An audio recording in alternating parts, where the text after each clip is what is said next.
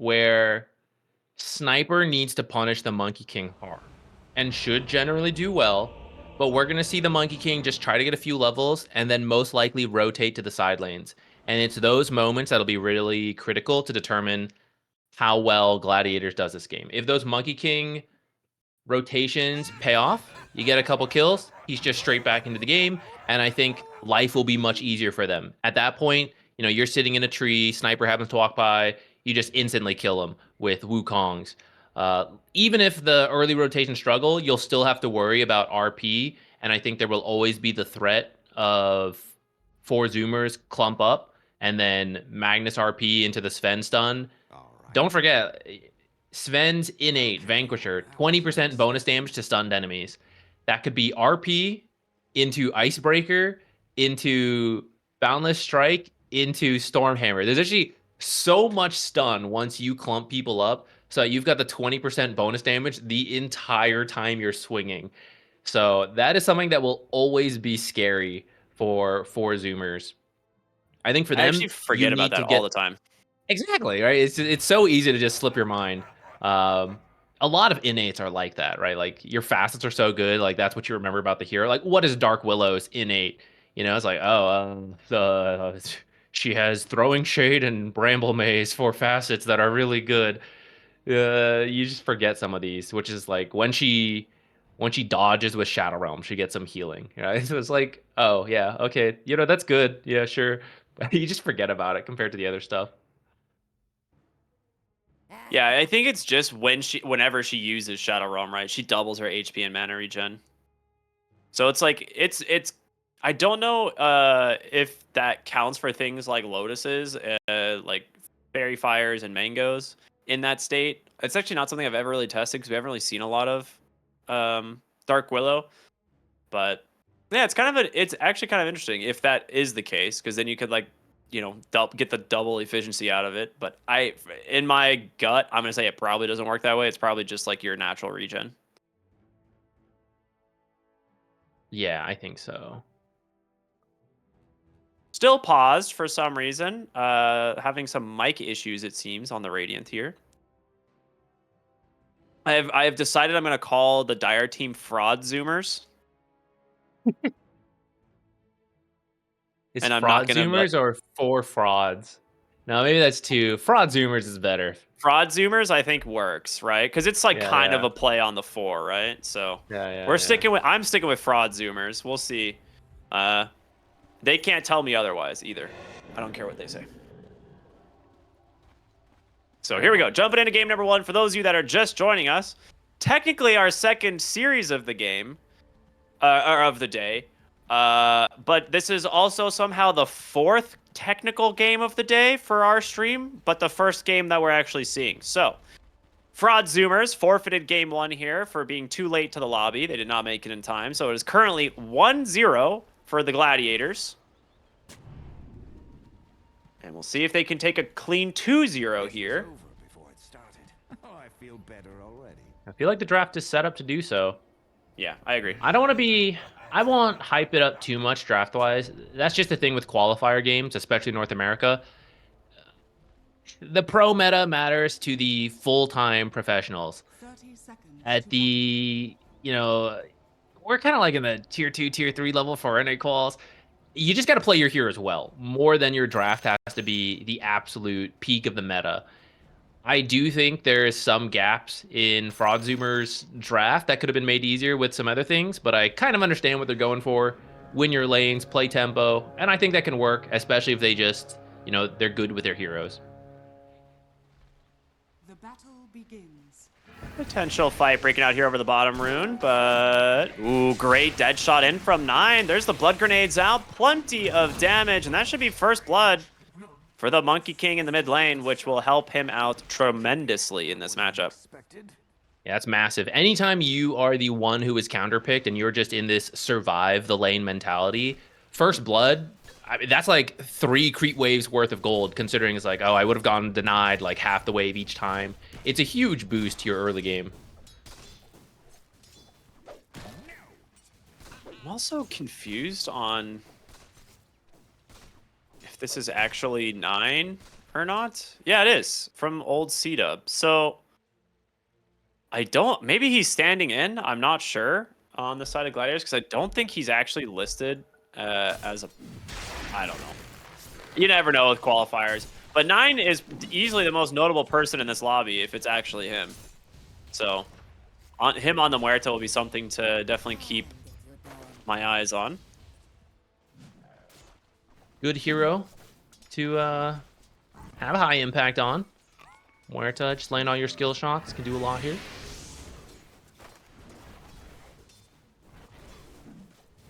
So Jakiro goes Icebreaker, a little bit of a bummer because we've been really excited to see a ton of the Twin Terror lately.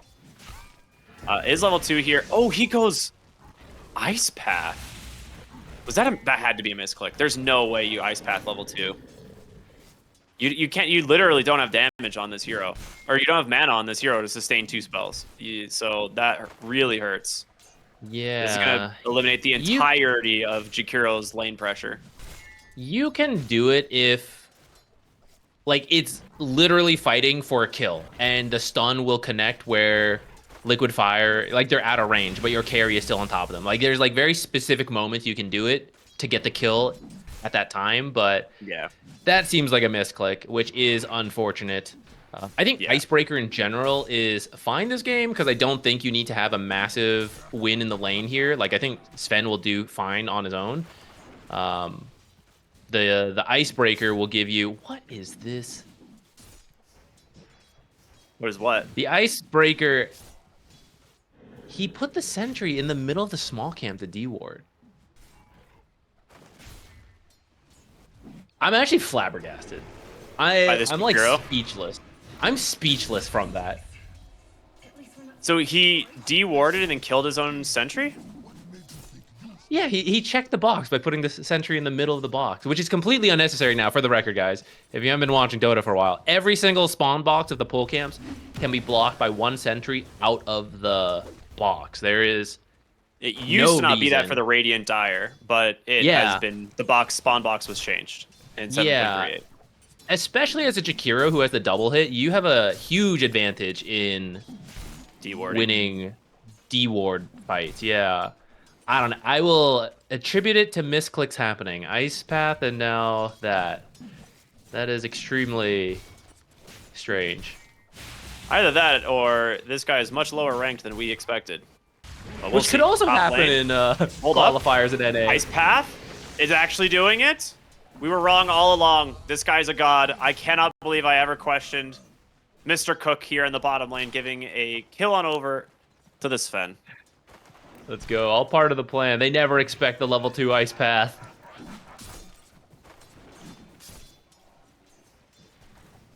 The last hit's going pretty well in all the lanes. The most important, though, is the mid lane, where we would expect the Sniper versus Monkey King. Sniper should be leading by, I'd say like 5 to 10 CS around this window, ideally. But some of that can be the first blood difference, giving you extra regen and armor to work with, depending what you buy, which in this case, it looks like some Wraith Bands. It could also just be a skill difference. That does happen a lot in the NA quals. Mm-hmm. To be fair, I do think the first blood does make a pretty big difference because he starts the game with a Wraith Band and extra regen, which goes, goes quite far on this hero. Monkey coming up for the first rotation. That's a big one. Mr. Banana hiding in the trees. A little bit off the mark there with the Primal Spring, but Boundless Strike does connect. Looking to finish off the Morphling as he pops that Morph towards the tower. Giron in. Magnus connects. Gets the Dark Willow. Looking to chase for more. Sniper is going to come in. Does have Shrapnel, but they could... I was going to say, maybe they turn onto the Sniper, but instead, no, he'll just TP mid, and that leaves Sniper up here with quite the long walk back to mid lane. He's got to waddle on out, and he doesn't even have boots. Overall, a very successful gank. It started quite messy and didn't seem like it was going to be all that successful, but the rotation not netting a kill and now having to walk back. Magnus didn't even die, and he's actually just creep dragging away, although actually Snipers found him. Skewer away, should be okay, even goes back for the creeps. Yeah, in the end, this is very good for Gladiators. Want to quickly If it wasn't obvious, this is not Game and Gladiators. This is just Gladiators. True. You know, for those of you who are like, wow, is that them? Did they change their roster? No, they did not. They're not in the North American Open close. We've decided to move to the North American region and change all our players. That would be... Even though we have one of the best North American players on our team already, we kicked him in. Picked up new players. We have opted for other NA talent. Now, so far, good start here from the Radiant, 4-0. Winning lanes, which is important. So I do think they have really good scaling here. Wukong's command comes out. Boundless Strike is there into the ice path. They got him. Sniper goes down. Nice pick off and good rotation from the supports. And that's Arcane Rune too. So that Wukong's will be back up at a pretty quick time. He has boots, but Jakiro really needs to connect on. There it is. The ice path, the double stun. That's just 2 kills now for the Monkey King. Up to 6-0 as he is 1,000 gold now in front of this sniper. Yeah, very successful start for the Monkey King. And the thing with Sniper is you pick him to win the lane, but you actually lose in the mid to late game versus certain heroes like Puck and Monkey King because they can easily get on top of you. So when you don't win the lane and when people rotate on you, which is not fully his fault, right? Like the first blood happens, there's a successful gank top, and then you get found here on a double support rotation. But that means we are now 7 minutes into the game already at that point where you're kind of losing versus these heroes and you no longer beat them. Yeah. Bottom lane, they will find the kill onto the Monkey King there as he just extends a little bit too far. That's a really deep dive. Did they get the Wisdom Rune for this or no? Lycan got it down here, so it was no. not a success.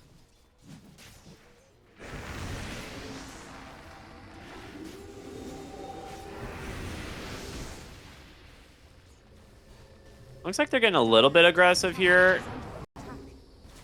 in this bottom lane, but they are just going to go ahead, rotate in on the Monkey King. Level 6 on the Morphling makes him a little bit tanky, but he's really low on resources. Great ice path onto 2. The God Strength gets bombed as well. The Morphling cannot make it out. Will grab themselves their 7th kill of the game, further pushing that gold advantage. 2K lead already at 8 minutes. Very solid start. What is Magnus going for? He's got the blink queued up. I would like to see that since Monkey King can sort of initiate, but you honestly want to save Boundless Strike for after you get the Jingu stacks because it does way more and it could heal you up. Sven, eventually he could initiate, but for now, if he joins a fight, which he can join early, you want to follow up. So Magnus needs to be the playmaker for his team and line up all the spells from the supports. Let Sven and Monkey King join the fight when they find it comfortable to. Really good dead shot there. And with this, another silence will connect as she walks into the Jakiro.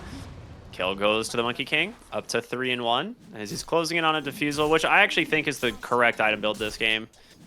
It's really good at not only dealing with supports, but Sniper already being super immobile. His best thing is he can like shrapnel and run and like drag you through the shrapnel.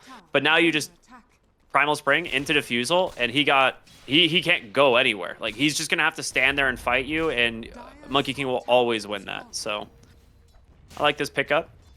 As for the Lycan, he did go the Helm of the Dominator, which we were talking about earlier. In certain games, it feels like the Helm of the Dominator being a hero creep now is great, but not against a Sven. This is like the one of the best heroes in Dota at dealing with these Helm of the Overlord, Helm of the Dominator / Overlord creeps. He has no problem popping a God Strength and killing that creep. Or just stunning it and killing it if he has enough damage. Same time, I don't know if you can afford to do a different build. Like, that's why the Sven pick after the Lycan was great. Because in the past, maybe do Alpha Wolves, and we'll see like a Midas here and then a right-click build, but that's not really good right now, and you would get out-tempoed. So you're sort of still forced into this Helm Dom, and it's just not as good, but you know, avoid the Sven, try to find the fights elsewhere, and maybe you can still make it work. All right, so what's their game plan right now for trying to deal with the tempo that's coming out from Gladiators? Because we're looking at the score, it's 8-1. They have a 4,000 gold lead, and you have this Magnus, Sven, Monkey King all doing exceptionally well. So if you're in the position of 4 Zoomers here, what is kind of like your game plan right now? It's really tough. You need to dedicate at least one support to just hold towers. So it could be Rubik using Fade Bolt, hopefully hitting 6 and stealing another AoE spell, and you just keep throwing them out to kill creep waves. I think the other heroes really need to group and take a tower early, like around this Helm Dom, because you need to drag this out. Creep cutting is one of the best ways to do that. Really difficult to do if all the towers are up. So you got to start taking some towers and open that avenue for yourself. Yeah, well, they're going to find a kill in the mid lane onto the Jakiro, so that's kind of like you said, holding a tower. They catch like the Jakiro and TP in the sniper, so it works. Like that's exactly what they need to be doing, and keeping that mid tower alive seems to be pretty important. First big fight that we typically see is around the Tormentor, right? Oh, hold that thought as we have a smoke to the top lane looking for the Magnus. His blink is coming out right now. He does connect into the Bramble. There's your Terrorize.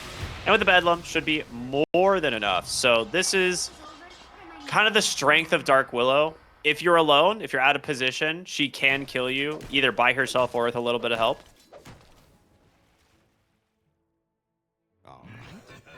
Even when she's not connected to the game. Crazy.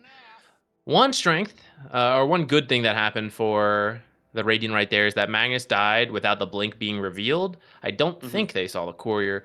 So, as you know, you're thinking like, oh, we should slow down that blink, go gank him. We did it, great. He respawns, immediate smoke gank into a potential blink kill on core heroes. That's what they should be looking for as this Magnus respawns. I imagine TP mid, smoke up, and go. They were trying to get mid earlier. It's already halfway down, so I think that would be fine to just send again. Like, have 3 heroes push it with a smoked Magnus behind, waiting for that blink RP.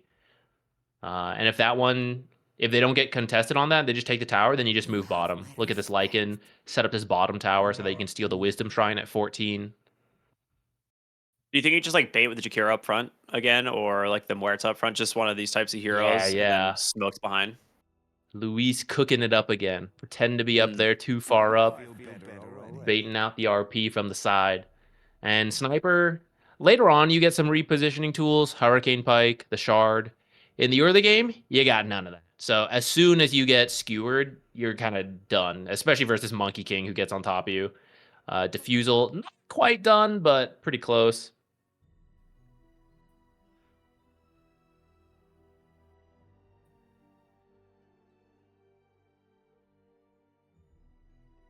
For now, this Sven is having a pretty much flawless game, right? Like, he is super farmed for just being 11 and a half minutes into the game, 6,300 net worth, clearing up some stacks with God Strength as we speak.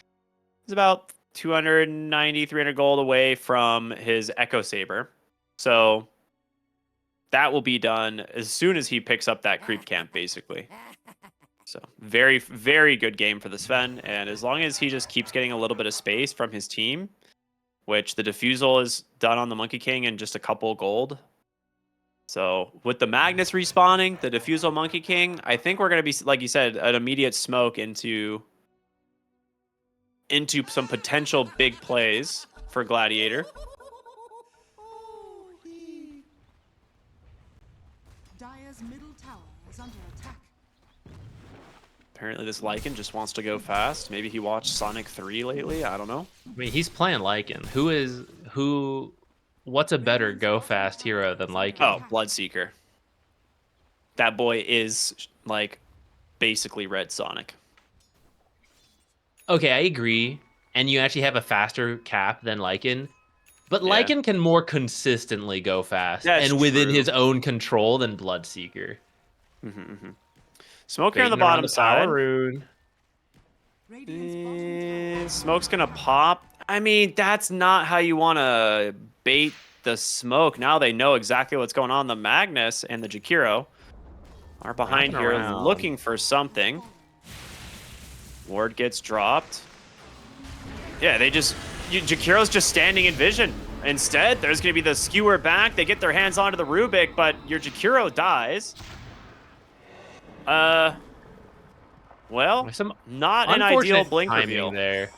Yeah, I think Magnus started to go up the cliff as the supports came down.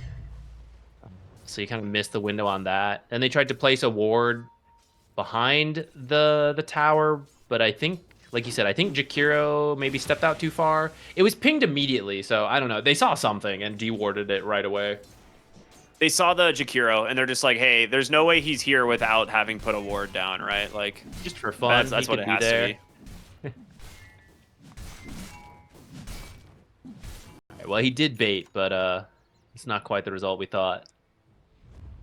Still mostly okay. I mean, they had a really big lead, so it could have been a snowball victory. They're still in a comfortable spot at 2K, but you certainly gave some money back over to the Dire. Looks like another move spotted Another by the Dark Willow. I feel like they could have done that one, though. Yeah, I think you They just could- be sitting on the tree there on Monkey King instead of Mischief, right? That, and even if you get spotted, I feel like Boundless gives enough time for the dead shot and the calling to connect, and then at that point you've got her. She already used it. But maybe you didn't know how many heroes were behind, so you wanted to play it safe. But that's another rotation in a row that is not successful. And after that, it has really shrunk the gold lead here. Like, the Sven is still having a great game, but it has given a lot of space to the sniper here in the mid lane, who hasn't been pushed out, and it's mostly because that first smoke gank failed, right? Where they don't get the RP under the tower. And now we're going to see Lewis Cook get cooked by this Dark Willow. Now they're thinking of going in. Oh, he has the skewer away. Yeah, so unable to really follow this one up. I'll be honest, the supports on Fraud Zoomers are doing the majority of the work right now. Like, this Dark Willow and this Rubik have actually been making a lot of space. That being said, Dark Willow is 100% dead. Finally found. I agree. The perfect timed caster curse. I agree. At the same time, it has to be that way because this is what their core lineup does or doesn't do. Like, they don't do things right now after they lost the lane. So they're required to just do everything. And buy time for Helm of the Overlord, 300 gold away. So not a bad timing, all things considered. Sniper has Maelstrom. Like you said, kind of in recovery mode, which is not ideal. Same with the Morphling. But, I mean, these supports kind of dragged it back down from, what was it, like a 4K net worth for the Gladiators? Yeah. Yeah, I mean, your Sven is farming for sure, but you are dealing with, also some pretty farm-heavy cores on the side of Fraud Zoomers as well. So they're on their way to meeting these big items, which Helm of the Overlord coming out right now. Another smoke attempt. Third Into the time's top the side. charm. I mean, you have a blink on the Sven as well. Like, this is the absolute best chance you're going to get. Oh, boy. Sven, popped God Strength. The TPs are coming through. I mean, they have to know, right? Like, they're just in full retreat. They see Sven pop God Strength. They don't get anything. And another failed rotation out from the Radiant. So maybe looking mid here, though. Hold up. Jakiro. Taking down the tower. Does get some help here as the blink in. Sven doesn't get the Stormhammer off. He's still under the effect of that. Oh, hold on. Oh, he does get the RP. Great Stormhammer, but a huge macro fire. RP's going to hold him in place, and now it's going to be the Shapeshift coming through from this Lycan. This Ancient creep is actually owning the Prowler, doing so much work. The minus armor constantly applied. There's the silence. He gets himself another kill, as that will further extend the duration. And now Lewis about to get cooked once again. Double kill for this Lycan. And we're at a dead even game now. Yeah, the supports on the Dire just carried that fight, interrupted the initiation multiple times, lift onto the Sven, Stormhammer, stolen Stormhammer, to then cancel the RP, initially anyways. buy a lot of time for the rest of the team to show up and start picking off some heroes. So Radiant, despite a good start, they've just not had a good time initiating on anything. I think what was that? 3 attempts now have really fallen flat. They missed 4 ganks at this point, right? So I thought the 4th one hit Dark Willow. Or one of them hit Dark Willow. yeah, you're right. Technically That's like in the kind of river there, success. yeah. Yeah. But that's like, if that's your one success, that doesn't feel very good because it's a support kill in a location that doesn't really matter that much. And your Sven's like God Strength didn't really connect with much in this last fight. Like you said, he got interrupted multiple times. But having these like 2 blink heroes, you need to be able to get the initiation on the side of Gladiators. If you don't, Dire's middle tower is under attack. and your like your blink initiation like just puts you in a bad position overall, then you're really going to struggle against heroes like the Lycan and the Morphling and the Sniper, who kind of just get to do whatever they want then. Yeah.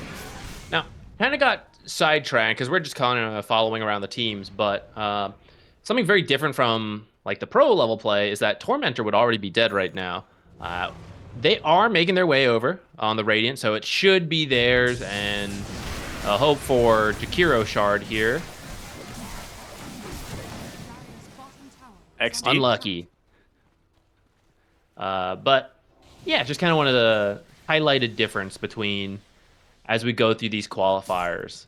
If we want Shopify later, that thing's going to be dead by 16. And it is one of the things. It's the thing about NA qualifiers. It is a place for players to improve and grow, and that's one of the things you would see the difference in, of like prioritizing Tormentor faster. Or it's like if you're going to make that like play, like why make that play in the mid lane on Radiant, right? When Tormentor's going to be bottom. Like you'd rather just move your team towards bottom, look for the tier 1 tower here, or force a fight near the Tormentor where you feel like you're going to have better zone control around that spacing. Radiant's top tower So, has fallen. yeah, I agree with you completely. Dire's bottom tower is under Dire going to trade for the top tower for their bottom tower. So overall, a little bit of a gold lead here once again for the Radiant, but that's just all the Tormentor gold, that 2,000 gold. So we'll see. It's fake because it's on Muerta. Yeah, and it's on Muerta. Top side, that is a very dead Magnus. Ah, you can do the skewer through Bramble now.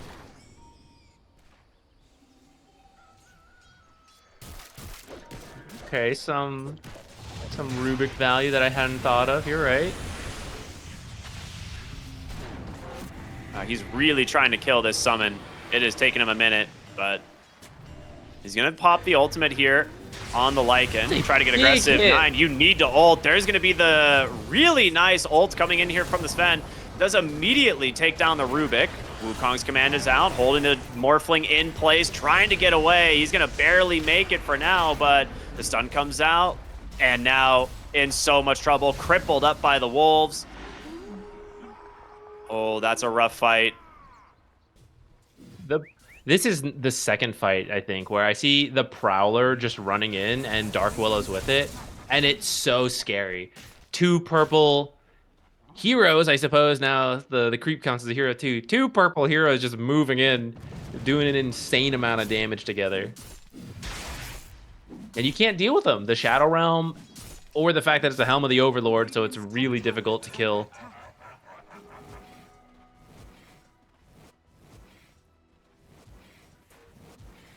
For Yeah, Radiant going forward, many of these fights are just way too messy considering that they have more initiation. They need Magnus to find the fight, and if it doesn't work, you can't force it. Once Sven is farmed enough, he can also force a fight, but he's not at that point yet. Well, he's getting there. He's getting close.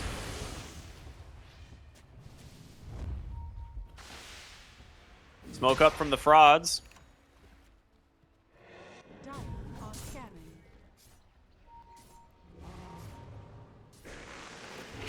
You're going to find the Jakiro here. Dude, these Brambles have been on point from the Dark Willow. Up onto the high ground, finished off by the summons. Monkey King's going to jump over and get himself an Amplify damage. That's actually a really nice pickup. As for the Lycan, he's got an Orchid. So 9, if Lycan's able to get on top of him, can very easily be brought down, right? No longer having the Dispel. And that Pierce the Veil means kind of like a free kill for this Lycan. Smoked They are up. smoked They're up. a little bit split, though. They will find the Rubik, Oh. or maybe not. There's no... They actually missed every spell. There's no way.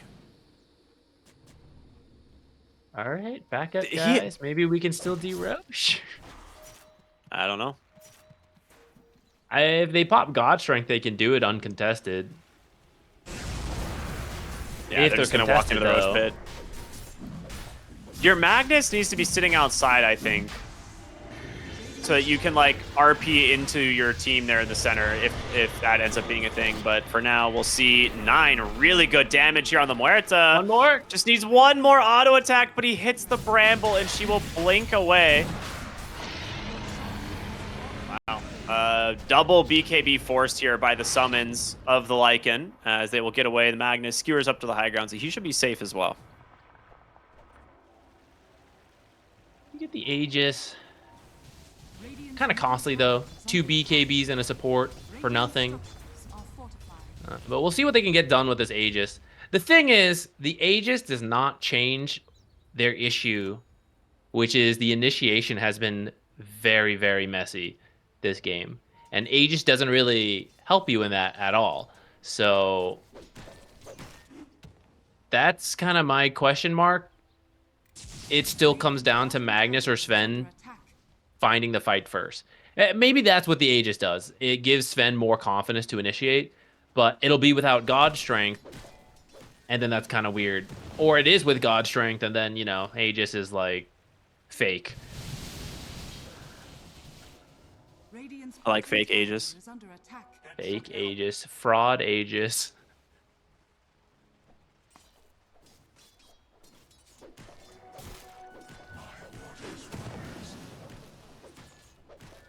You know what I was expecting today? I was expecting an April Fool's update from Valve. I have not seen one yet from their blog posts, you know? Yeah. I I feel like think there's- they should have had a terrain swap where it just gets inverted and all the water is land and all the land is water. But only That would be- visually, of course. Oh, yeah. Otherwise, Slardar God. Yeah. Slardar has legs for the day. Mid lane, Wukong's command comes out. The Dark Willow nearly killing the Monkey King and force that BKB into the Ice Path. Dual Breath comes out. Should be able to chain her down long enough. She is so alone, but taking way too long to die. They will finally get it with a Storm Bolt. But a trade in the process. It was also a core BKB, so kind of a win, really, if you think about it. Yeah, absolutely. Got Wukong's command and BKB.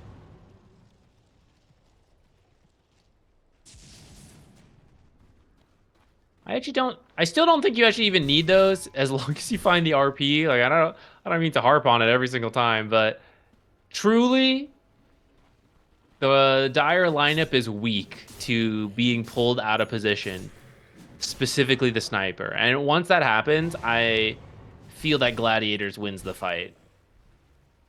And as long as you have enough to kill the sniper when he's out of position, which as long as you either have Wukong's or God Strength, I think you do, you can keep looking for a fight.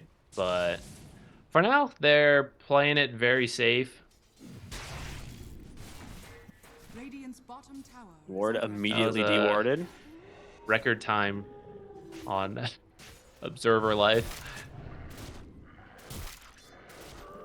So they do have this Ward Sentry bottom that will scout out both of these supports.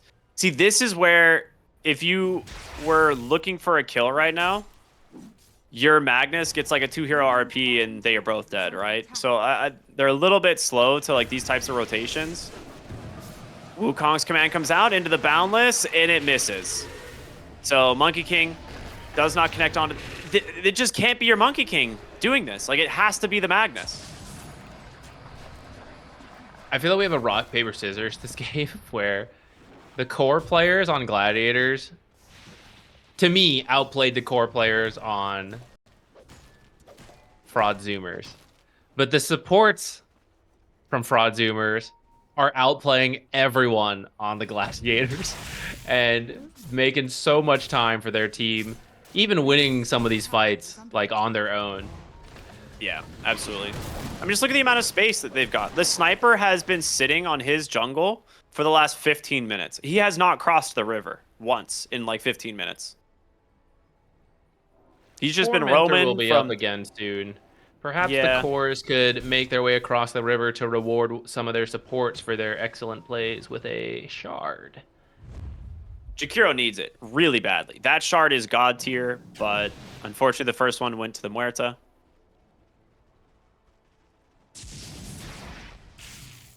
I'm not sure if it'll matter that much this game. Oh my goodness.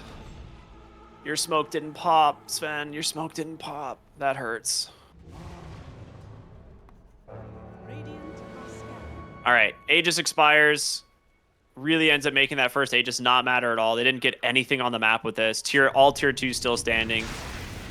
Ooh, trying to get the Rubik. Not on the money with the skewer back, and that is going to be another macro pyre down.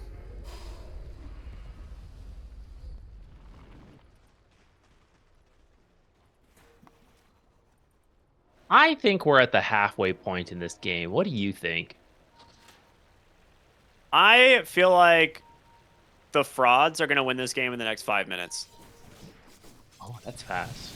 I think literally what's going to happen is there's going to be either... Okay, there's two things that are going to happen. Either Radiant actually hits a team fight, and then we're halfway through this game, or another initiation is butchered, and then the frauds win because they Frauds have like... just won. Yeah, because they'll just have like a 10,000 gold advantage or more, and a Morphling just takes your base. Okay, okay.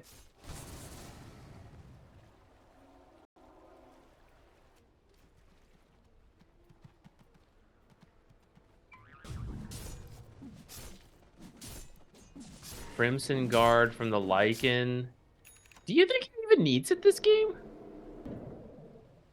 Not feel really, but Sven is not a hero that you really care about the Crimson Guard. I feel like AC would have been better. yeah, I 100% agree. I was going to say AC seems like the generally better item, but Crimson Guard at least makes your teammates a little bit tankier.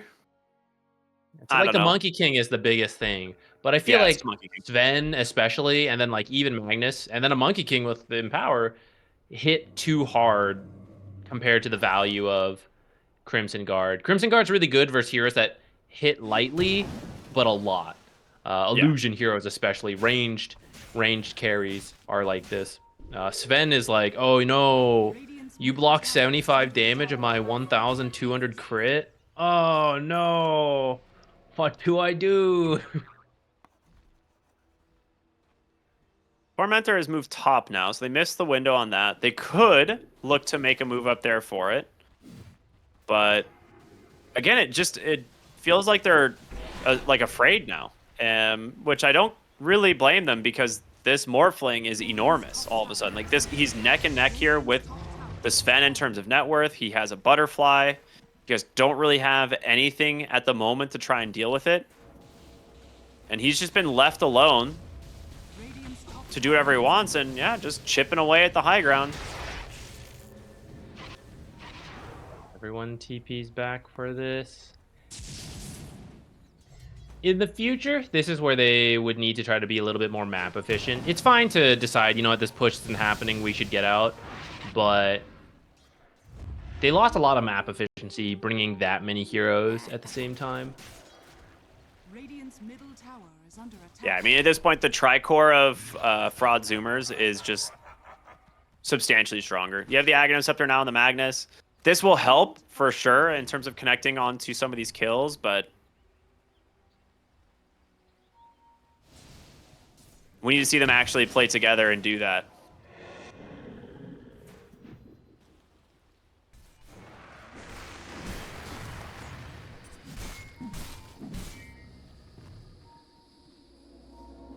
Bramble very much gives away your ward you have. See if they can deward it.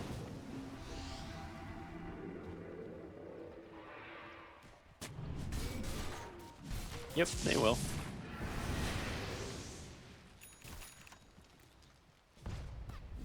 All right, overwhelming blink and a nullifier picked up on the Radiant here. Now the nullifier will help a lot. There's a Ghost Scepter. We've got Force Staffs, Glimmers.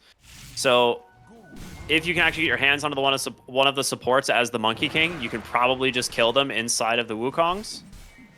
So I like the nullifier pickup quite a bit, but we need to see them start putting these items to use, right? Yeah, at the end of the day, the issue has not been the heroes or the itemization. It's been the execution. So all these items, they're good to have, great tools. Still got to use them correctly. So we'll see if, it's been warming up. 30 minutes of warm up. Start to feel it in mid to late game.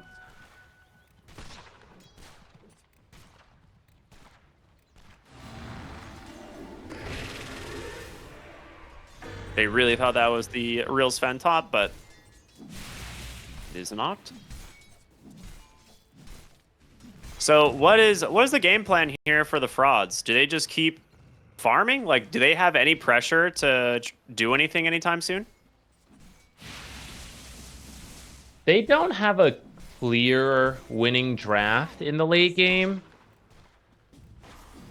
but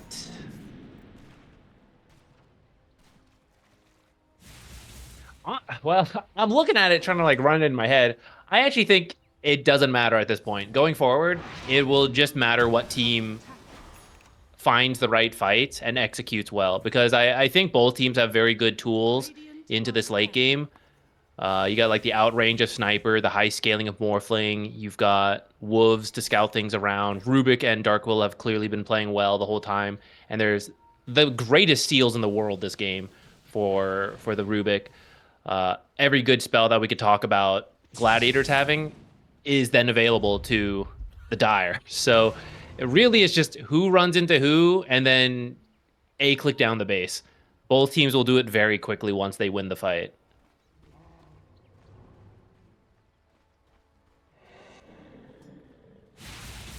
All right, smoked up again here. This is the time. You have to connect on this gank. Every single initiation has not connected so far this game. They're going to blink up onto the high ground. Again, not really finding an opening. There's a Rubik hiding in the trees, and they do see him. Sven's going to go in and get the kill. That's a really nice way to start this off, but you lose the Magnus at the beginning of this as well. It's a 2-for-1 to buyback now coming out for the Rubik as well as the Dark Willow, and they've got the Shrine. They're going to just TP right in, as your Monkey King does not last long. And now looking for the Muerta, you have the damage. Summons will continue to finish this job. 3 dead on the Radiant, and, well, I don't think we've seen a single RP this game. We've seen one, actually. I'm wrong. Wait, can you get this Morphling?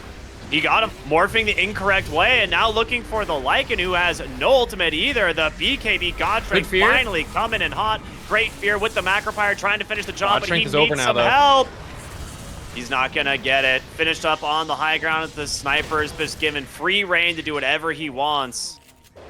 It's too little, too late for the Radiant, as the Sniper will get himself a double kill. Magnus will be respawning, maybe. He can get something here, but there's no follow-up damage. Guys, notice how fast that Ice Path came out from Rubik. That's part of the reason why it's one of the best steals in the game. Actually, this is a great showcasing of why it's such a good steal. They don't get the kill, but the BKB is for... Oh, maybe they are going to get the kill. Look how fast it is. Yeah. Radiant's top tower is under attack. All right, if Morphling hadn't been killed there at morphing the wrong way, I was about to check the time. I had asked you how long this game's going to go, because that was going to be remarkably accurate. That was it was almost exactly 5 minutes. Yeah. They were about to win the fight right in front of the base, and then... You can't get megas because the mid tier 2 is up, but you could probably just take this top lane and either take bottom lane at the same time or even push for the end if you wanted to. Can you find a sniper kill? Okay, he still gets him. Well, he might still get it, yeah. He's under a sentry, luckily, so he does get the kill. Magnus, not again! Just soloed by Dark Willow. This can't keep happening. The Magnus has absolutely been able to do nothing this whole game. Dark Willow is really catching up on net worth because of this. She's climbing up there. And we talked about it in the draft. The reason this hero is so popular is because of that literally right there is that you can do a lot with Dark Willow and a good Bedlam when you find the right targets. And the right target is any target on their own. And like because they're ward Jakiro. sentry, he finds the Jakiro, yeah. Actually, 4-staff too far, but should be enough to set up the rest of the team. Rather than a solo kill, it'll be a team effort. Get the creeps involved. Good work, gang. And the Roche they go. Now, there is a ward and a sentry scouting the Roche pit here. So if your Sven wants to try and make a play with God Strength, you could, but too late as the Aegis into the hands of the Morphling, the banner for the Lycan. There's 5 Gale Guards or 6 Gale Guards in this game. Is that what I just saw? There's a lot. Let me... 5 right now, yeah. All right, Sven just hit his 25, so he gets the God Strength talent, which we already saw him pop the Morphling earlier. Mind you, he did get lucky in terms of the fact that I think the Morphling only evaded 1 attack in that whole thing, so if he happens to roll better RNG and evade like 2 to 3 attacks, like maybe the Morphling doesn't die there. You gotta do it twice this time as well. Oh my gosh, that is so lucky that the Monkey King gets away. That being said, Monkey does have an MKB now. Did he mean to use that Lotus? Maybe. I don't know. Keep the inventory clean. Another potential rotation out here from the Ranger. Do they have any smokes? Muerta is going full carry now, by the way. She is not going the Aghanim Scepter build. You get the shard, suddenly all the power goes to your head. I'm fine with it. The way the game is going, it's needed. The spells are not connecting. So at this point, you just got to scale past the Morphling, which I kind of joked about it. Muerta carry on paper is one of the best responses to a Muerta or a Morphling carry, but she's just not been very good as a carry. If this game does go late, we passed the 5-minute mark you talked about, so I guess we're looking at the 30 minutes now. You scale up, you do the magic damage, and Morphling's got high armor, but doesn't necessarily have high magic resist, and you can kill him pretty easily if you are farmed enough.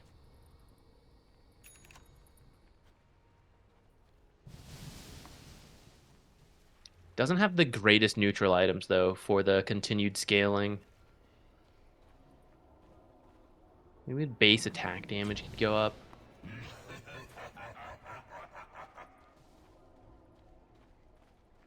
Magnifying Monocle on Monkey King. I don't think I've seen that. I didn't see what his options are, though, so maybe they were really bad. It works well with the soldiers, to my knowledge, is the idea, because the soldiers can't take damage.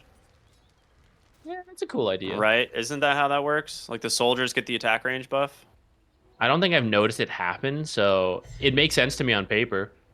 Yeah, I think that's what it is. Like all of the soldiers get the 100 attack range. Is the idea. Gets Titanic as well, so decent jungle item for him. It's not the only magnifying monocle, actually. There's one on the Jakiro.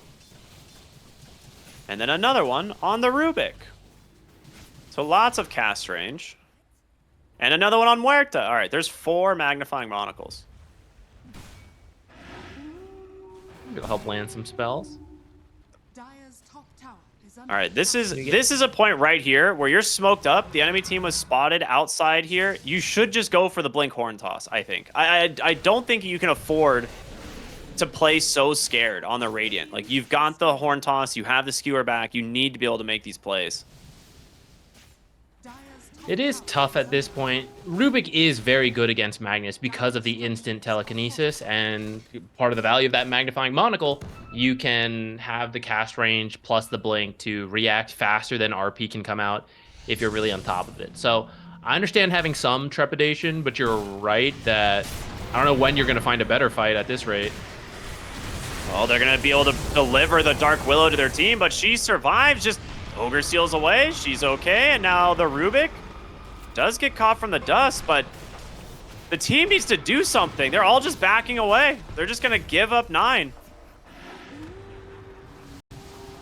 Muerta, or not Muerta, Dark Willow's a bait. Actually, it's the same hero, really.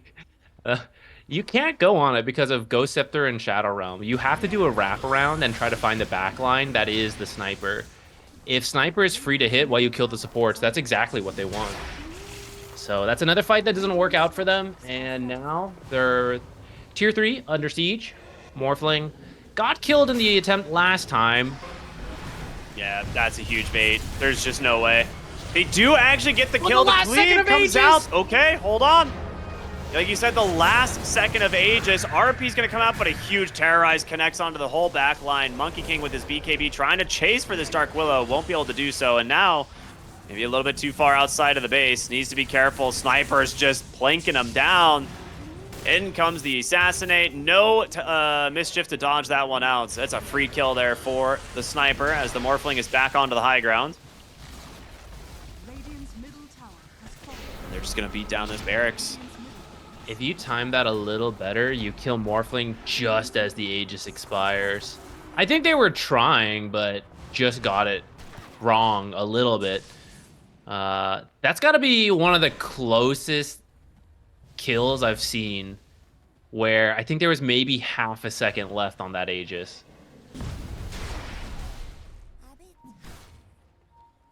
This is the problem with the Mag, like having committed his BKB on that lower area. Speaking of BKB, you don't have one on your Sven. He pops a Satanic, tries to get this Dark Willow and does, but can he get away? No.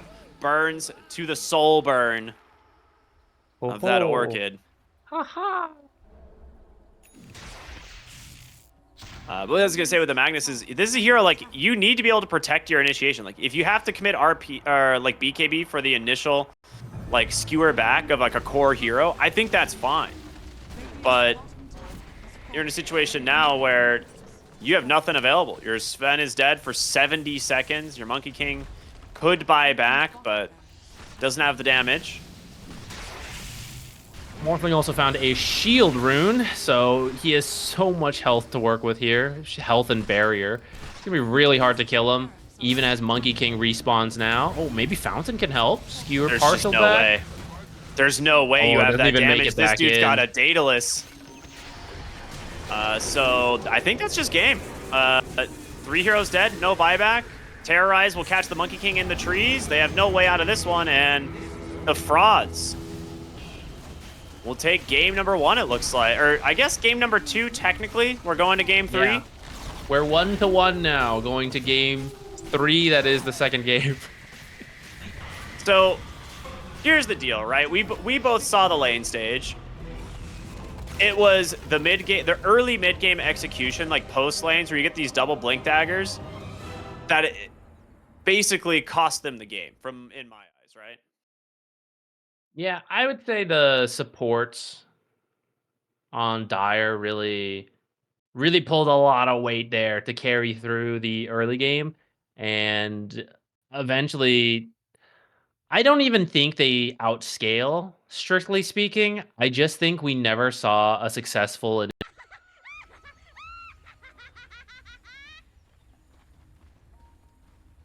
Okay, Let's go well, game 3. Prepare for battle.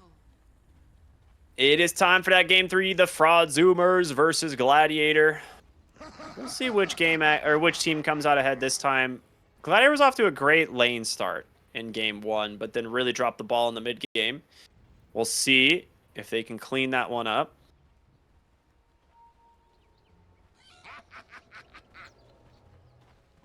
Smoke out. Rod Zoomers perhaps going to be the ones to get the first blood this time, but as they move into this bottom lane, there's actually nobody down here. See if they cut through the mid lane. I think that's a little risky to do, though. If you don't find anyone down here, then you should assume they're all over there.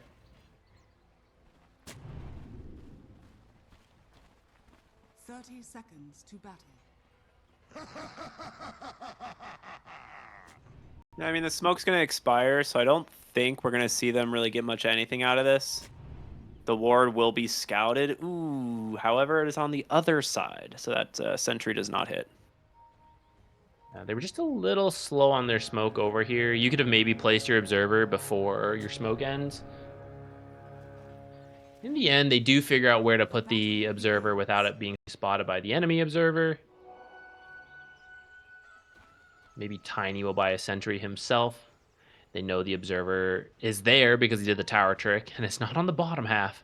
Therefore, it must be on the top half. So it should be a pretty guaranteed D ward if he wants to spend the money on it.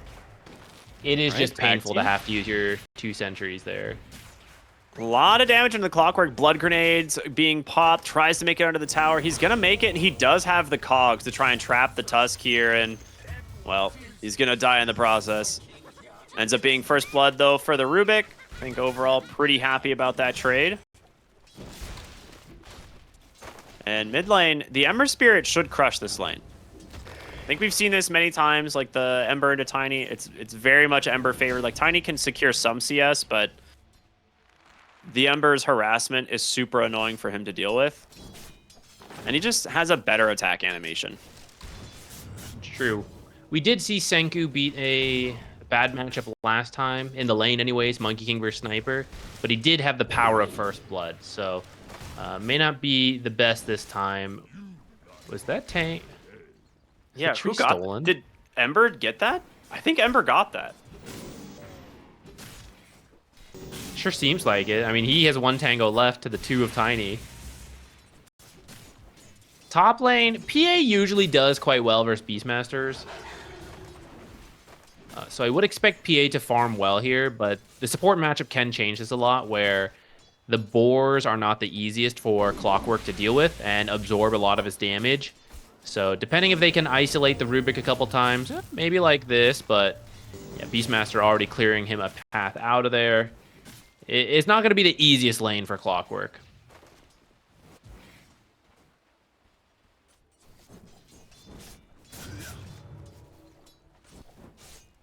It's funny, last game we were talking about how like we didn't have like an April Fool's post from Valve, and then they immediately post details about TI, and my gut was it's got to be an April Fool's post, right? Like it's got to be a meme, and then it's just actual information, and I was shocked. That's the true April Fools. We were the clowns all along. Snowball, bottom lane, looking for the Phoenix. Does have the dive, though, and you're in a really rough position here on the Tusk. Instead, they just dive aggressively. Tag team, though, comes out. Ursa trying to get this Phoenix, bringing him quite low, but the Brambles will protect him, and it's just 2 deaths in this bottom lane. So once again, the frauds really struggling in the lanes here. Clockwork trying to help bring down this Rubik, gets him low. A dagger is out, just needs 1 more auto attack. Won't get him thanks to telekinesis. Does he have another dagger? 1 second. Good tree block. Wow. I didn't even see that tree, I'll be honest. Okay, there's no way. Back in, though. There's no way. I mean, maybe he was trying to bait the PA, thought maybe the Beastmaster would kill her for the greed, but she gets out. I didn't check the cooldowns. I have a feeling it's like, I'm going to stick my head out, bait with the stick, and then Fade Bolt, get the trade for my Beastmaster, and it's like, oh shit, stick on cooldown. I don't know if that was the case, but maybe that's what happened there. Because he was home free with the Iron Tree vision block. That was really a heads-up play. Ooh, Tusk here at the top lane. Over here. Tag team's going to do some good work here, but stuck inside the cogs, can't chase too far. Here comes the snowball. They'll find another kill on the Clockwork. That's going to be very difficult because he TP'd back to the lane, so they're going to actually be able to put a lot of pressure here on this Phantom Assassin.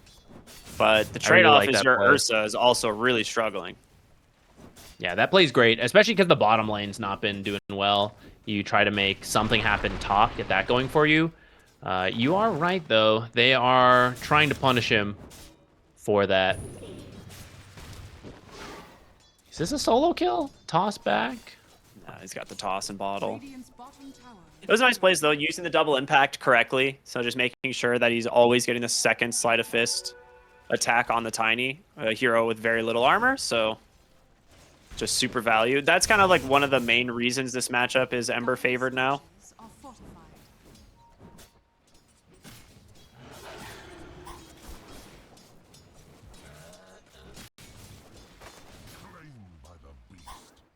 So overall, lanes seem kind of even now with this rotation top really making space for the Beastmaster to farm. Seems to have been going really well, and we saw last game how solid he was on the Lycan, so we'll see if they can translate that here into another game. Now top side getting even more aggressive, but here comes the snowball save, jumps forward with the blink strike, trying to finish off the Rubik and get some. In comes 9 here on the Dark Willow.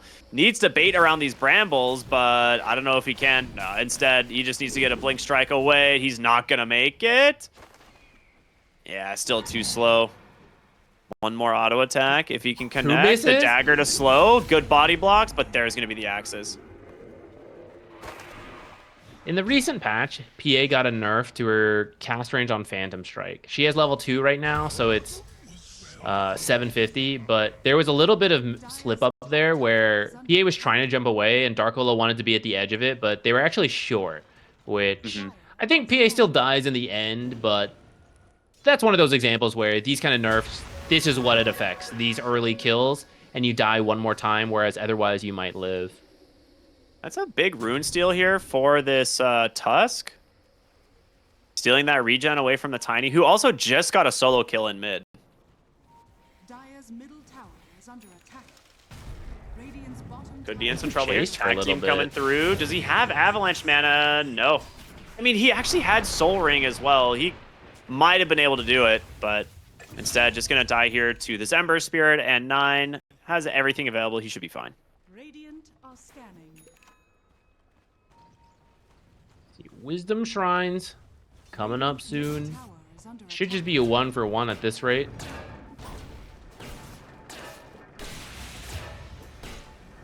Dire's Okay. top tower is under Nice find there off of the Clockwork and the PA coming over to punish the Rubik, who's dewarding. Beastmaster has That being roar. said, yeah, it's like he's level 6. He's just going to roar up the Clockwork first. Actually, a really good targeting decision. Now turning his attention over to the PA. She needs a blink strike target, but there's none nearby. This is going to be a strict solo kill for this guy. Don't believe this. Double kill. That is a BM pause if I've ever seen. There's no way that's lag. I mean, well done to kill the clock and the PA. That is very... This That's Dire a good team is... call. Or I'm sorry, this Fraud Zoomers team is on a fast track to the most disliked team in Dota history if they keep this up.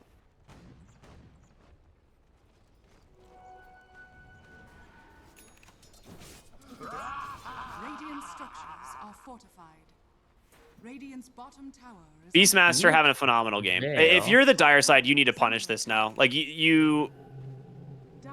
started the lane pretty well, but that double, like, just the 2v1 solo kill is incredibly damaging to their start. Like, you've managed to put the Ursa and the Ember on the back foot, but it's the Beastmaster you need to deal with, I think.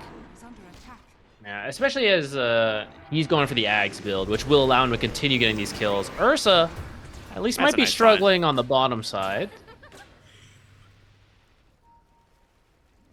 Tiny. That's a top lane that should have gone better as well. Radiant's bottom tower is under attack. Yeah, I agree. It definitely should have. I think I'm trying to recall like exactly what went wrong, but maybe it was just the rotation in from the Tusk that made it really difficult. And the second, like essentially the dieback on the Clockwork, which he's dead here again once in the river as the Ember's coming over. In comes the Phoenix. Egg is down. Avalanche toss doing work. They take down 2. Was that a Veil? Did I hear a Veil from go off? Phoenix. Okay, that'll Veil do it. from I was Phoenix like, that going was a straight lot for of Shiva's. damage. Radiant are scanning. It's a really cool pickup. I mean, it's actually pretty normal for a Phoenix core. You just do so much early magic damage, you amp it up. But the build-up into Shiva's this game is also quite nice, because the armor is very good versus the Ursa. The anti-heal going to be very good versus Beastmaster Ags. Phoenix, not as rich as the Beastmaster, but is doing well for their lane, and that might be some of the saving grace to counter this Beastmaster that is getting out of control and looking for another kill here. Oh, didn't believe in being able to finish that channel, but it might have been a good call, because it would have been close with the Hawk. Yeah. He is just going to kite this one out, though, force the Beastmaster to kind of run in some circles.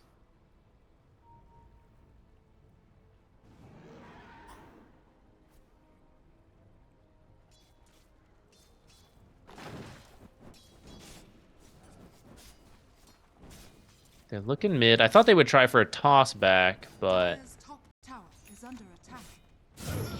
they're just waiting things out for the 10-minute rune. I think Ember's gotten the last 2, if I recall. I mean, this Roar, once again, coming out, he's getting damage up, but a lot of it is slowed thanks to these Fire Spirits. The Avalanche toss with the Veil doing work. They finally get the Beastmaster, and this damage from this Phoenix, it's overwhelming. Snowball's going to come through, but this Rubik is dead the second this comes out. Yeah, just burns to the passive here of this Phoenix, and now with this, he is neck and neck in the net worth.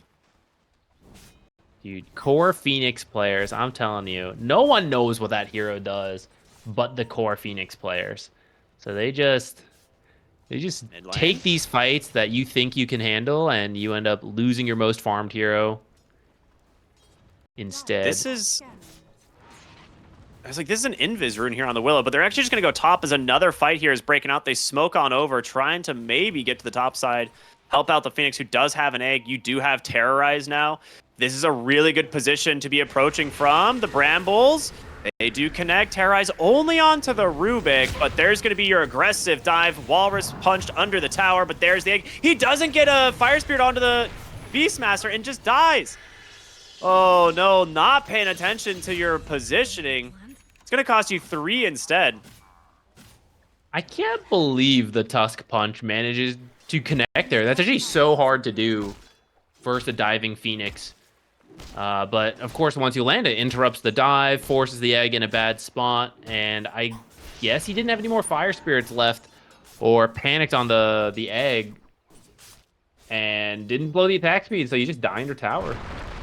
Otherwise, that could have been a good gank. You didn't have the hook shot on Clockwork, though, so it was really hard to set up. Your Clockwork still not level 6, is really costly in this game. Mid lane, the Tusk actually going to roll in, able to juke out these Brambles. So nice position, or nice movement from him.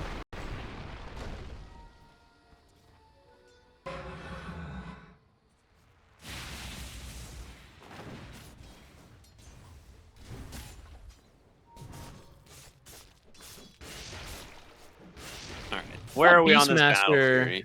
Oh, go ahead, sorry. Yeah. No, I was going to say, I thought Beastmaster was going to get way more out of control this game. He is still very rich. But the net worths are pretty even. And I think to some degree you'll have the tools to address the Beastmaster. The Aghanims is just finishing, but the Shivas is just about to finish as well. So it again comes down to the execution and how you approach these fights. If Beastmaster is getting solo roars, of course he's going to do well. But if you bring the heroes to punish him with the Shivas, you can kill him a couple times, and those are going to be very valuable kills considering he's 7,500 at 12 minutes and 40 seconds. Dire's structures are The other thing that is a big win for the Dire is that the Beastmaster has not taken this tower. Normally when a Beastmaster is balling out of control this hard, he bulldozes through the tower at like 8 minutes into the game, and then you lose a lot of that control on the top side of the map. And that just never happened, so that is a blessing for sure for the Dire. Now, bottom side here, they're trying to get a grab here onto the Phoenix, but actually, or onto the Phoenix, onto the Phantom Assassin. Snowball can save him. Really nice shard usage there to actually dodge out 9. Terrorize, not going to be in time. Just gets baited out, but here comes Tiny. They have a remnant to safety, they do. Shivas comes out. Snowball will be on to the Phoenix, as there's no way that the Tusk survives this one. So we'll just end up being a 1-for-1 trade. You do have hook shot. If they see the Rubik, they could go for him here. There it is. Nice hook shot in. Pulls him inside of the cogs. Tries to toss him away, but doesn't really get him too far at all. This will be another pickoff. Some early successes from Gladiators. A lot more encouraging than last game where they were missing many of these ganks. Yeah, I agree. You have to be careful on the mid lane Phoenix here. You do have the egg, but if you get caught from like a roar, they might be able to burst you. top tower. Now, Beastmaster, of course, is top, but they don't necessarily know that. All right, Clockwork warded in front of Ursa, so gets dewarded instantly. Radiant are scanning. That's one thing I will say about this game and last game is that the warding from the supports on the frauds was definitely better. Jump in, nice dive, giving vision here of this Rubik. He's just gonna burn him down here. Plenty of damage. That last Fire Spirit, almost enough to get the kill. The jump in, though, from a hasted Tiny, trying to find this Rubik. They have to have a flare. They don't have flare. All right, they're gonna find him now. Cogs are out. They will get the kill here with the Phoenix and Nate. Toss will send Beastmaster in really deep. There's the egg. He's got a roar. Holding off on using it for now, but the Avalanche will hold him in place long enough. The Shiva's proc is out. Tiny does not have the damage. The Sunray on the money to at least finish the kill there and a dive away from Phoenix. So a very long engagement in the bottom lane. I think still ends up going in favor of the Dire. I think it's worth it, especially with the Beastmaster kill, since he's worth so much money this game. Yeah. And the longer you drag this game out, I think PA does outscale. I think she's the best carry in this game right now. So when you take these back and forth fights, like, you're happy with that. You're going to get to the late game. You're going to get these hopefully lucky crits, because he actually did go sweet release instead of methodical. So there is a chance for multiple big crits in a row. I literally didn't even notice that, I'll be honest.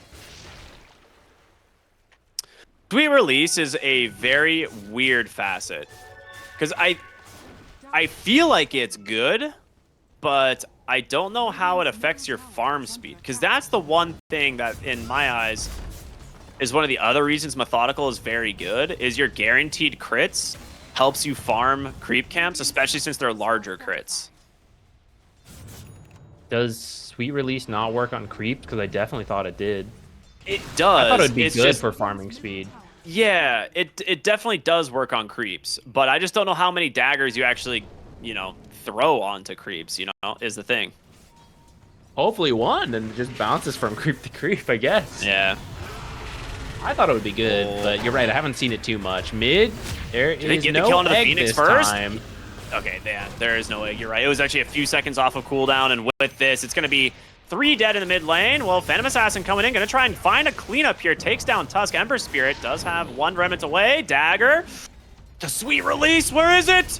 It gets dodged, almost gets the kill. Tiny can't find his hands on him either, and the Ursa will just rip through this hero.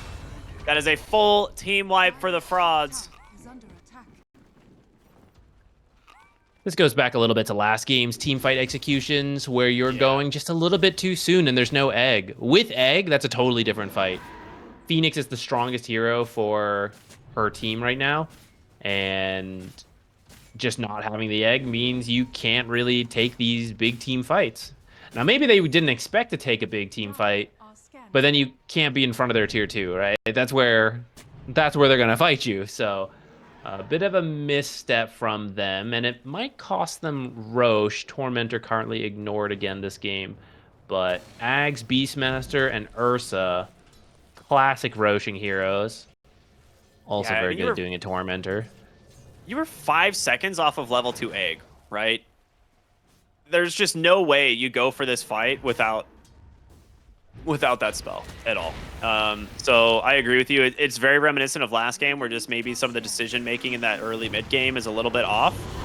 But they're gonna look for the Tusk here. Dive in, Avalanche, Bedlam, a lot of damage. Actually, is that a stolen Avalanche from the Rubik? That also looked like a lot of damage.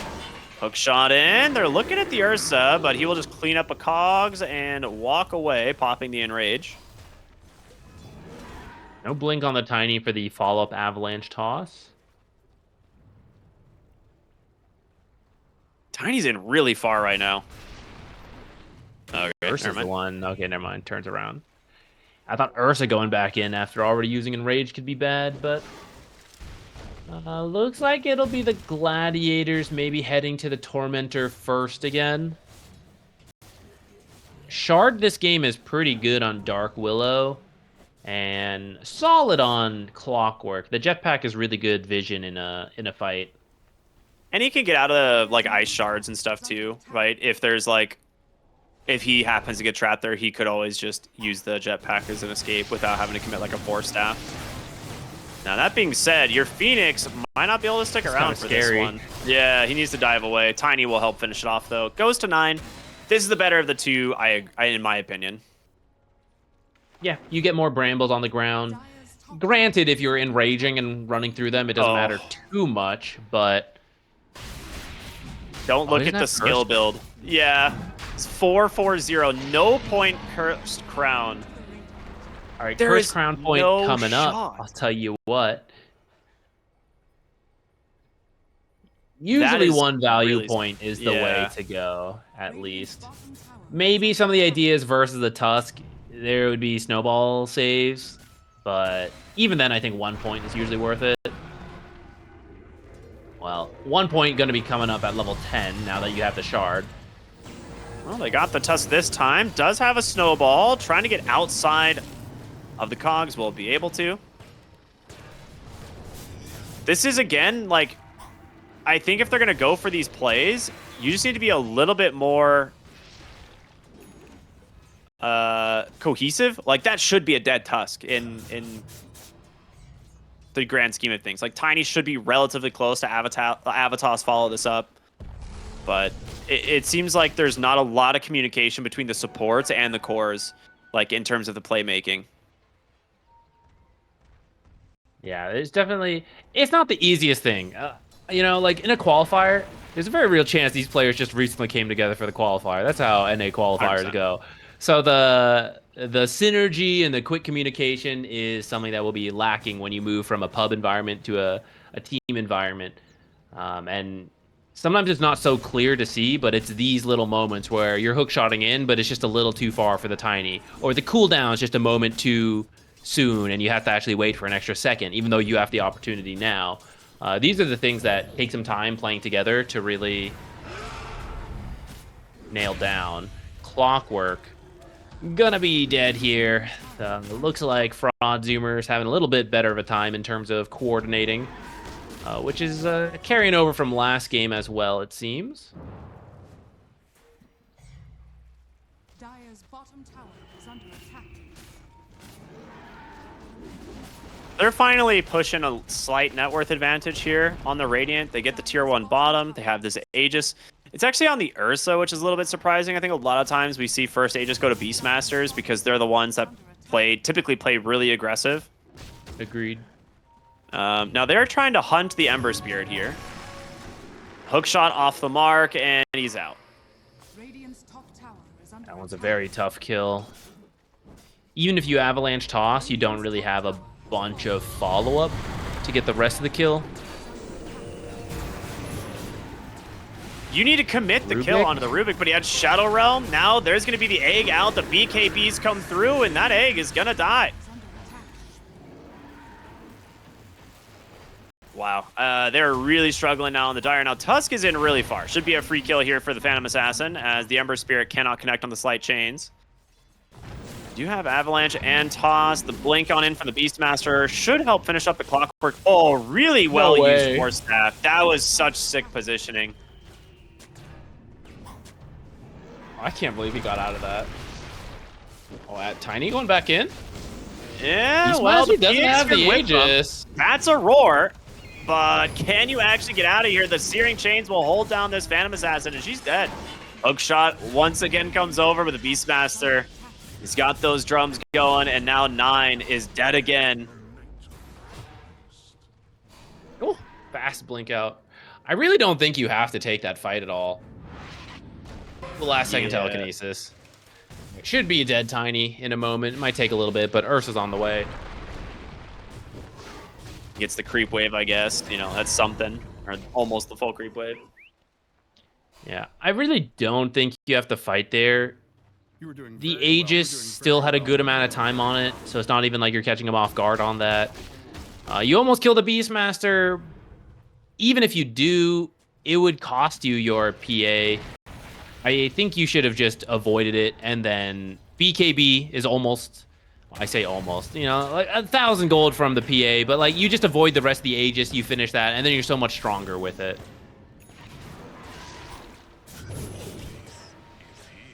This is where, like, the Phantom Assassin's facet choice is kind of weird. Because, like, that Beastmaster might actually die with a higher percentage methodical crit as opposed to the dagger.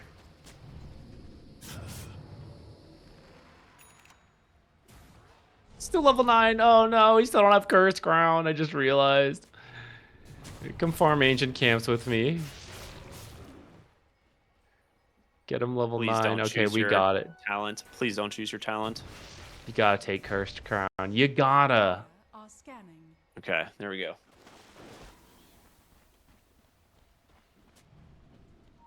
Smoke up here from the frauds. Now they're they're walk gonna run right into into the Phoenix. Phoenix. Yeah, Snowball out. Does have a Yules, but Walrus Punch is there. No way to survive this one with the Orchid. And your one hero that was having a good game has really fallen off now. And that's where, like, picking this Phoenix into the Ursa just feels really strange. Especially if you want it to be a core Phoenix, right? Like, once Ursa has BKB, he's killing that egg. Dire's middle tower has fallen. That's true. I do think we also see or saw some of the reason they did it. Dire's middle Because tower is under most attack. heroes don't counter another for the entire game, right? There's like an ebb and flow. And we saw the Phoenix kind of dumpstered this Ursa in the lane. And if I look at the matchups, I actually think the top lane should have been similar, where PA Clockwork should have done very well versus Beastmaster Dire's top tower Rubik. And then mid, it would have been tougher, but Tiny just gets to a blink, and then you're initiating mid with 2 winning side lanes. And then I could see you pushing a tempo where you win the game, and you don't have to worry about that late game counter. Instead, the lanes have not gone well, and now you're getting pickoffs left and right on heroes like this Tiny, and we do have the Ursa now online with a BKB who can just kill the Phoenix. And so we've missed the window, and now it looks obvious, like, well, why'd you pick the Phoenix? But I think they had a strategy, and unfortunately just did not have a good enough early game to do it. That was definitely a freebie. The Rubik just wanted to, I guess, mess with the Dark Willow there a little bit, but he is so alone on the dark side of the map, so ends up going down there.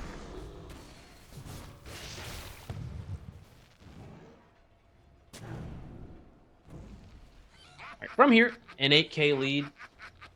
I think we should just enter this cycle where Fraud Zoomers should go get the Tormentor when that one's up, and then get the Roche, and then you can try to push with that.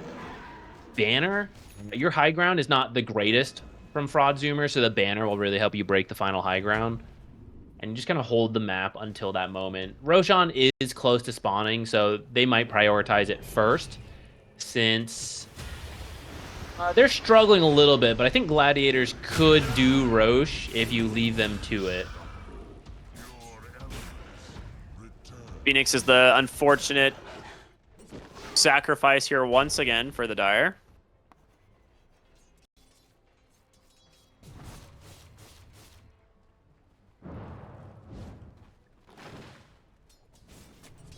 Just holding the map, waiting for Roche, probably stick a boar in it to just watch for the respawn. Dire's middle tower is under attack.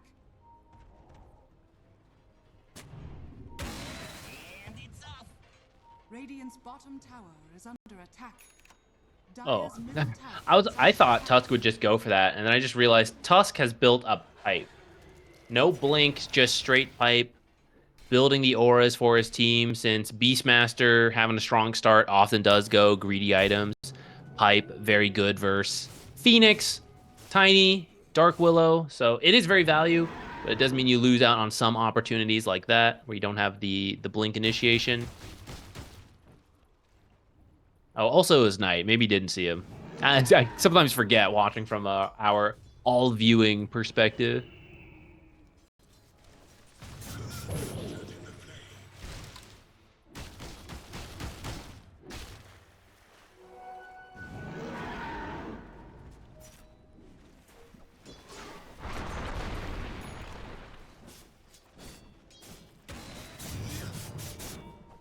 All right, so we're approaching the 30-minute mark. It's an 11,000 gold lead here for the Frauds.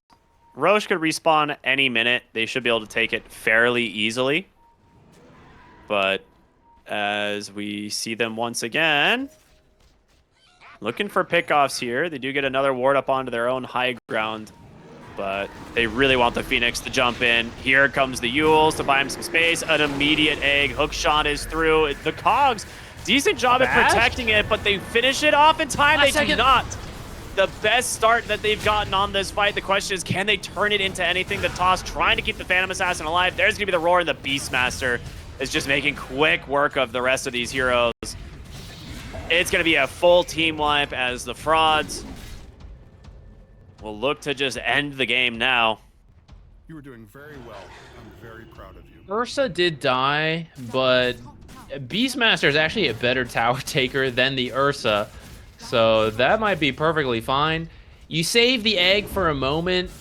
You had to commit so much. Everyone clumped up. You get the Lucky Basher, but it just frees up the Beastmaster to get the perfect roar, get all the AoE damage in. So sure, the egg goes off, you kill the Ursa, but everything was committed for it, and you clean up the team fight. Clean up the top lane, because here comes the next set of creeps. You want to play it safe, you could fall back for Roche. Actually, I guess you have to, because they actually never took the tier 2 mid and bottom. All right, they'll just take the top lane, go get Roche, and then siege up the bottom half of the map. I mean, maybe they just fake back here and look for pickoffs. Like, they're just taking away more vision. But they're actually looking for something here potentially on the Clockwork. Tiny's going to go in, takes the shield rune. I don't know if that's going to be worth it, my guy. That is a lot of damage being dealt back your way. Shield rune's already gone. The Bloodthorn is now out. In comes the Clockwork and the Phoenix, but they're just going to turn for more. 2 more kills. Oh. Ooh. I actually got kicked from the lobby at 2 unpaused. Okay, yeah. 2 others got kicked. Yeah, server issues perhaps. Awkward. So I guess we can break down the current state of the fight. You don't have an egg.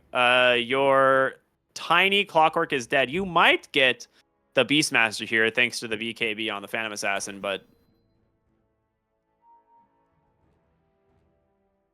I'm really afraid for this Phantom Assassin the second this Ursa decides to join the fight. She doesn't have Methodical, so there is a chance of multiple crits. Actually, they did get him, but can you now get out? Actually, yeah, you leave the Dark Willow. Oh, wait, Rubik's chasing for more.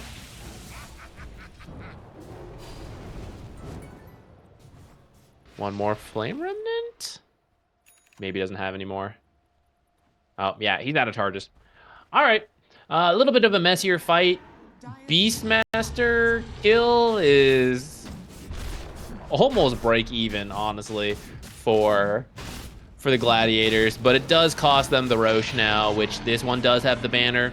So from here, you should take both tier 2s and then just drop the banner to siege whichever lane you want.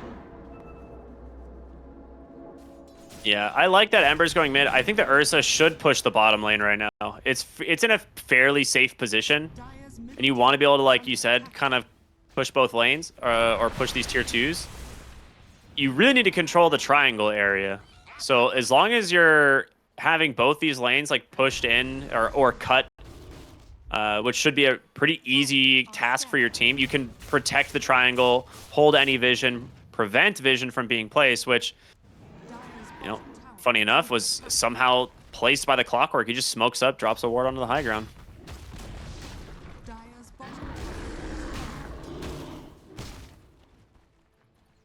Right, one of the tier 2s. I agree with you that you probably could have pushed both at the same time, but you got plenty of Aegis time, so if you want to play it safe, do one, then the other. I think it's fine. Beastmaster trying to rapidly finish a refresher. He's still like 2,000-ish gold away, I think, so it might take a while. I don't know if you need to wait for it on this push. Nah, I think it's fine if you wait for him to grab it. Like, it won't take him that long. He is farming very fast. Yeah.